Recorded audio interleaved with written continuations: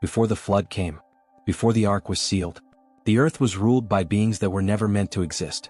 They were called Nephilim, giants, hybrids, monsters of myth and scripture. But what if they weren't just ancient history? What if they're coming back? Welcome to episode 2 of What If the End Times Are a Repeat of the Days of Noah? You're watching Mysteries of the Word, where we dig into the hidden truths of the Bible, using both scripture and ancient texts to uncover what others ignore. Don't forget to like, subscribe, and hit the bell. You're going to want to follow this entire series. Let's start with Genesis 6 verse 4. The Nephilim were on the earth in those days, and also afterward, when the sons of God came in to the daughters of men and they bore children to them. These were the mighty men who were of old, men of renown. This one verse holds more mystery than most entire chapters. Let's break it down. Who were the sons of God? Some say they were just human rulers. But in ancient Hebrew writings, and in books like 1 Enoch and Job, the term sons of God, Bene Elohim, always refers to divine beings, angels. And these weren't the good kind. According to 1 Enoch, a group of 200 fallen angels, called the Watchers, descended to Mount Hermon. They saw human women, desired them, and took them as wives, breaking heaven's laws. Their union produced children. But not normal children. The Nephilim, hybrids of heaven and earth. The word Nephilim comes from the Hebrew root, naphal, meaning to fall, or fallen ones. But it also implies giants. In fact, when the Israelites scouted the Promised Land, they reported, "We saw the Nephilim there, and we seemed like grasshoppers in our own eyes." Numbers 13:33. They weren't just tall, they were terrifying. Feared across the ancient world. Worshipped as gods. And many ancient cultures have legends of giants, titans, demigods. But what made the Nephilim so dangerous wasn't just their size. Their purpose, total corruption. According to Enoch 7, these hybrids devoured everything, humans, animals, even each other.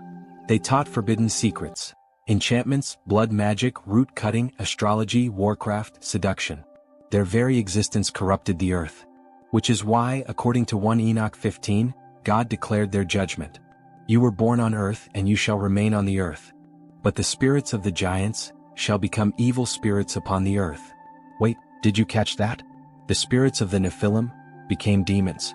Demons equals the disembodied spirits of Nephilim. This is why demons crave a body. They were born with one. Now they're stuck as spirits, wandering, seeking to inhabit flesh again. Could this explain the rise in possession, dark influence, and obsession with the supernatural today? Test tube, are we seeing Nephilim 2.0? Now here's where it gets even more real. Jesus said the end times would be like the days of Noah. So if Nephilim were part of those days, are they coming back? Some theorists believe the Nephilim never left. What?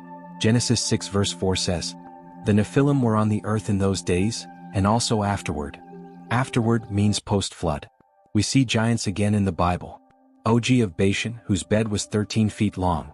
The Anakim and Rephaim, tribes linked to the Nephilim.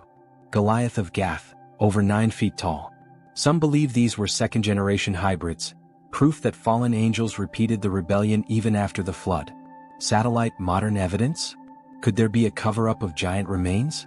There are legends, and even old newspaper clippings, about giant skeletons found in North America, the Middle East, and beyond, only to vanish after being handed to museums or government agencies.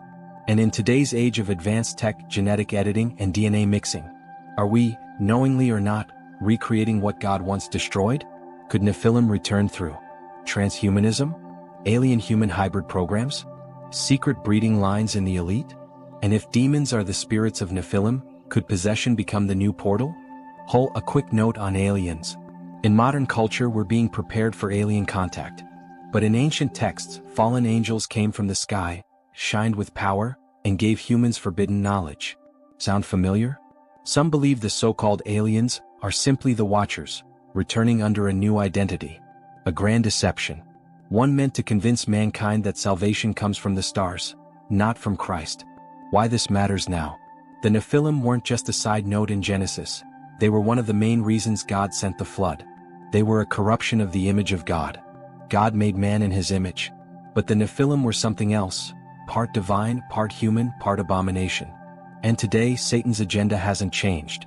He still wants to corrupt the image of God. He still wants to blend, confuse, distort, and erase what God called good. From gender confusion to DNA editing to AI consciousness.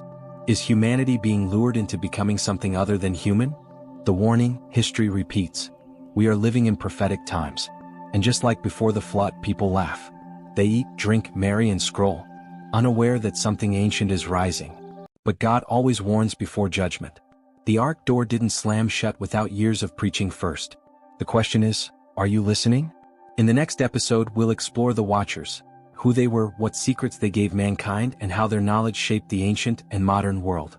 Could the same forbidden knowledge be what powers today's AI, military tech, and digital sorcery? You don't want to miss it. If this episode opened your eyes, like it, share it, and comment below. Do you believe the Nephilim are coming back, or never left? And remember, this isn't just history, it's prophecy. This is Mysteries of the Word, and we're just getting started.